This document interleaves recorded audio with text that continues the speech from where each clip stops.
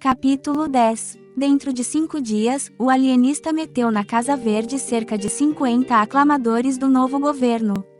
O povo indignou-se. O governo, atarantado, não sabia reagir. João Pina, outro barbeiro, dizia abertamente nas ruas, que o Porfírio estava vendido ao ouro de Simão Bacamarte, frase que congregou em torno de João Pina a gente mais resoluta da vila. Porfírio, vendo o antigo rival da navalha à testa da insurreição, compreendeu que a sua perda era irremediável, se não desse um grande golpe, expediu 2 decretos, um abolindo a Casa Verde, outro desterrando o alienista. João Pina mostrou claramente com grandes frases que o ato de Porfírio era um simples aparato, um engodo, em que o povo não devia crer. 2 horas depois caía Porfírio, ignominiosamente, e João Pina assumia a difícil tarefa do governo. Como achasse nas gavetas as minutas da proclamação, da exposição ao vice-rei e de outros atos inaugurais do governo anterior, deu-se pressa em os fazer copiar e expedir, acrescentaram os cronistas, e aliás subentende-se, que ele lhes mudou os nomes, e onde o outro barbeiro falara de uma câmara corrupta, falou este de um intruso eivado das más doutrinas francesas e contrário aos sacrossantos interesses de sua majestade, etc. Nisto entrou na vila uma força mandada pelo vice-rei e restabeleceu a ordem. O alienista exigiu desde logo a entrega do barbeiro Porfírio e bem assim a de uns 50 e tantos indivíduos que declarou menticaptos, e não só lhe deram esses como afiançaram entregar-lhe mais 19 sequazes do barbeiro, que convalesciam das feridas apanhadas na primeira rebelião. Este ponto da crise de Itaguaí marca também o grau máximo da influência de Simão Bacamarte. Tudo quanto quis, deu-se-lhe, e uma das mais vivas provas do poder do ilustre médico achamo lá na prontidão com que os vereadores, restituídos a seus lugares, consentiram em que Sebastião Freitas também fosse recolhido ao hospício. O alienista, sabendo da extraordinária inconsistência das opiniões desse vereador, entendeu que era um caso patológico e pediu-o. A mesma coisa aconteceu ao boticário. O alienista, desde que lhe falaram da momentânea adesão de Crispim Soares à rebelião dos canjicas, comparou-a à aprovação que sempre recebera dele ainda na véspera, e mandou capturá-lo. Crispim Soares não negou o fato, mas explicou-o dizendo que cedera a um movimento de terror ao ver a rebelião triunfante, e deu como prova a ausência de nenhum outro aro seu, acrescentado que voltara logo à cama, doente.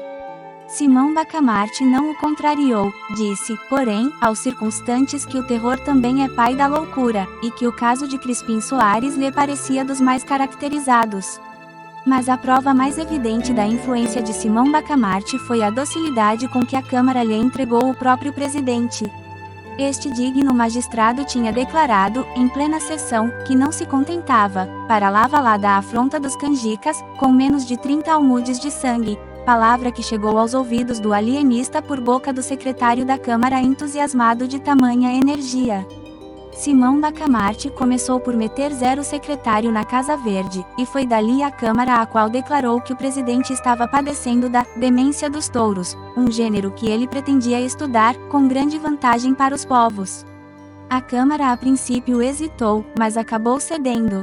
Daí em diante foi uma coleta desenfreada. Um homem não podia dar nascença ou curso à mais simples mentira do mundo, ainda daquelas que aproveitam ao inventor ou divulgador, que não fosse logo metido na Casa Verde.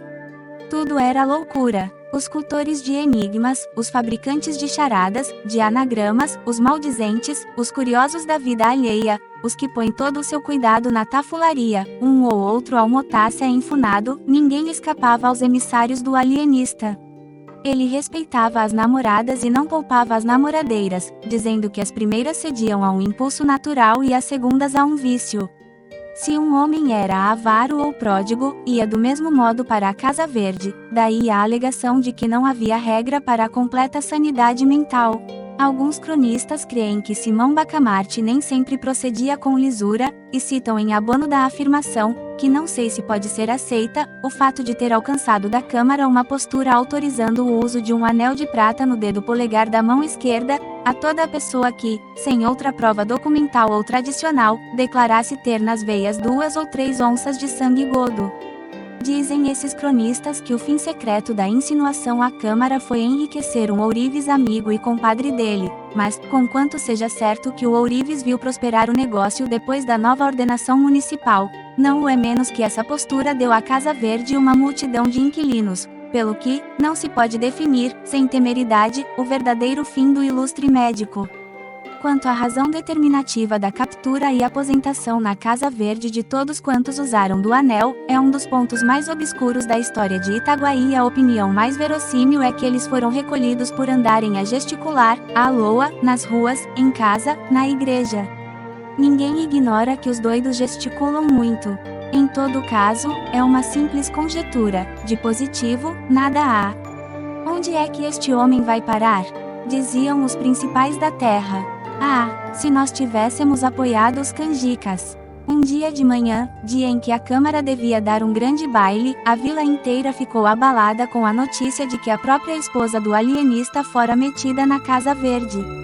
Ninguém acreditou, devia ser invenção de algum gaiato. E não era, era a verdade pura. Evarista fora recolhida às 2h da noite. O padre Lopes correu ao alienista e interrogou-o discretamente acerca do fato. Já há algum tempo que eu desconfiava, disse gravemente o marido. A modéstia com que ela vivera em ambos os matrimônios não podia conciliar-se com o furor das sedas, veludos, rendas e pedras preciosas que manifestou logo que voltou do Rio de Janeiro. Desde então comecei a observá-la. Suas conversas eram todas sobre esses objetos. Se eu lhe falava das antigas cortes, inquiria logo da forma dos vestidos das damas. Se uma senhora a visitava na minha ausência, antes de me dizer o objeto da visita, descrevia-me o trajo, aprovando umas coisas e censurando outras. Um dia, creio que Vossa Reverendíssima há de lembrar-se, propôs-se a fazer anualmente um vestido para a imagem de Nossa Senhora da Matriz. Tudo isto eram sintomas graves. Esta noite, porém, declarou-se a total demência. Tinha escolhido, preparado, enfeitado o vestuário que levaria ao baile da Câmara Municipal. Só hesitava entre um colar de granada e outro de safira. Anteontem perguntou-me qual deles levaria. Respondi-lhe que um ou outro lhe ficava bem. Ontem repetiu a pergunta ao almoço. Pouco depois de jantar fui achá-la calada e pensativa. Que tem? Perguntei-lhe, queria levar o colar de granada, mas acho o de safira tão bonito, pois leve o de safira. Ah, mas onde fica o de granada? Enfim, passou a tarde sem novidade. Ceamos, e deitamo-nos. Alta noite, seria 1h30, acordo e não a vejo, levanto-me, vou ao quarto de vestir, acho adiante dos 2 colares, ensaiando-os ao espelho, ora um ora outro. Era evidente a demência, recolhi-a logo. O padre Lopes não se satisfez com a resposta, mas não objetou nada.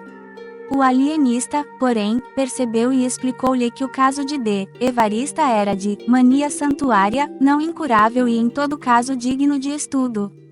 Conto pô-la boa dentro de 6 semanas, concluiu ele. E a abnegação do ilustre médico deu-lhe grande realce.